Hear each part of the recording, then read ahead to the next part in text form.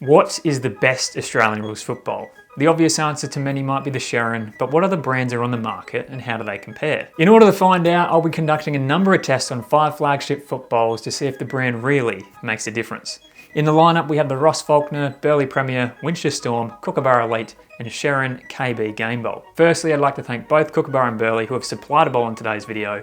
Their links will be in the description. Now, to get an initial understanding of each of the bowls and brands, I've laid out some common specs. We can see from both the photo and measurements there's some differences in sizes and shapes. The Ross Faulkner in particular is much smaller, however it is a seconds bowl, so keep that in mind throughout. I also performed a grip test where I suspended weight plates from one end of the bowl and held the other, however the results showed no significant difference. Finally, we have the type of leather, establishment dates and manufacturing. So feel free to pause the video here and take a screenshot as we move into the performance testing.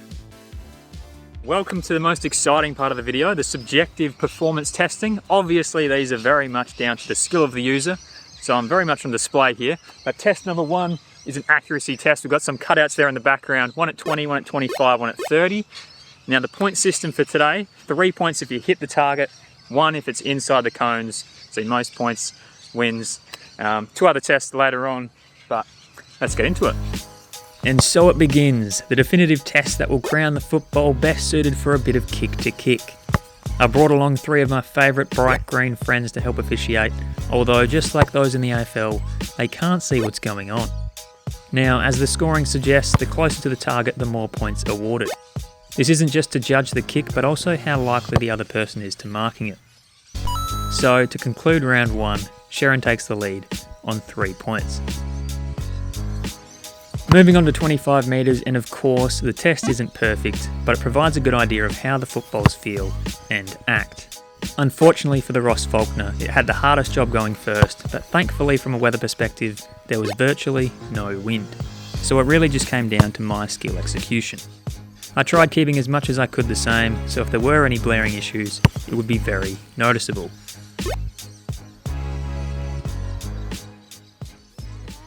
On to round 3, and this was it.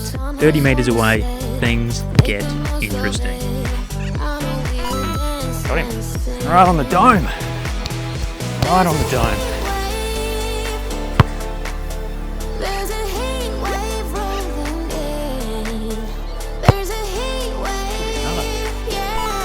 It's another. Don't be another. What is going on? Oh, it can't be a 4th. Jeez, that was close. You're 30 away from me, bowl in hand. Coming for you. Test number 2, and we've got ourselves a handball competition for distance. As you can see here behind me, it's all set up. We've got some cones, each at 5 metre increments, all the way up to 20 metres. 2 attempts for each bowl. Let's see how they perform. This again was just another way to really understand how each of the footballs feel when performing a skill. As many would know, the leather can be quite hard on the hands and feet, especially when they're new like these. And so it was quickly apparent that the Burley, Kookaburra and Sherrin were exactly that. It almost feels like it requires a bit of knocking in like a cricket bat, but in this case to soften and shape the ends. Oh, that hurt the hand a little bit. That actually got me right in the wrong spot. This is contrary to the Ross Faulkner and Winchester, which were that bit softer and more forgiving, essentially a more ready to use product off the shelf.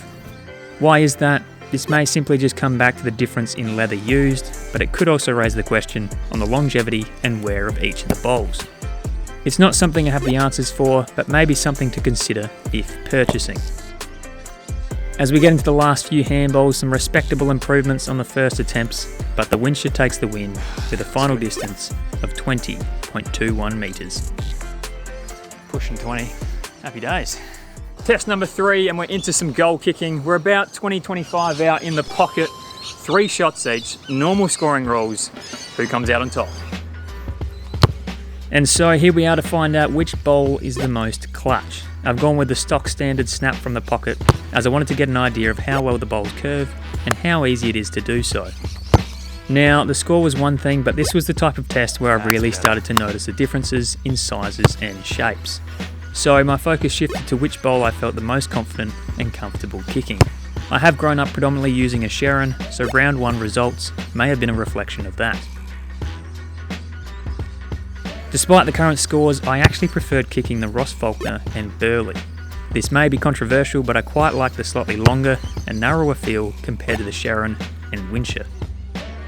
I don't know if it's just the change up from what I'm used to, but it felt like I had more control when snapping.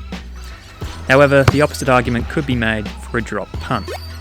I will add, in terms of feel, the Kookaburra is a great in-between. I actually think if Sherrin was to stop being used in the AFL, Kookaburra would be the obvious choice. So, as we get into the last round of kicking, it's all set up for a big finish. That's a great shot. Another. It's heating up. The Winsher, I think, has a chance to equalise.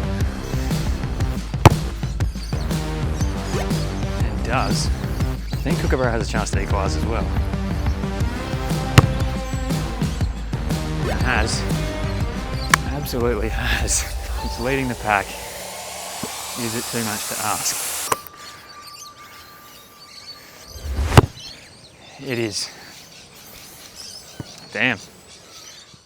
So after a number of tests, each of the bowls produced similar results. Obviously, the outcome was heavily determined by my footballing ability, but I had no issues with any of them. It was pretty easy to adjust to the minor differences in sizes, shape and weight. As we saw, I'm pretty lethal from 30 metres away. Look out. But at the end of the day, I think it all comes down to what you value most. Support a particular brand, save money, train with what you play, and many other reasons. I don't think it's necessary in most cases to need a premium leather game bowl. There are plenty of other options out there at cheaper price points that will produce similar results to these. I've had almost every footy imaginable growing up, and the best footies are those that you break your outside light with, the one you kick on your neighbour's roof, or the one where you kick a goal after the siren to win the match, pretending to be your favourite player. The best footy is your footy. Thanks for watching.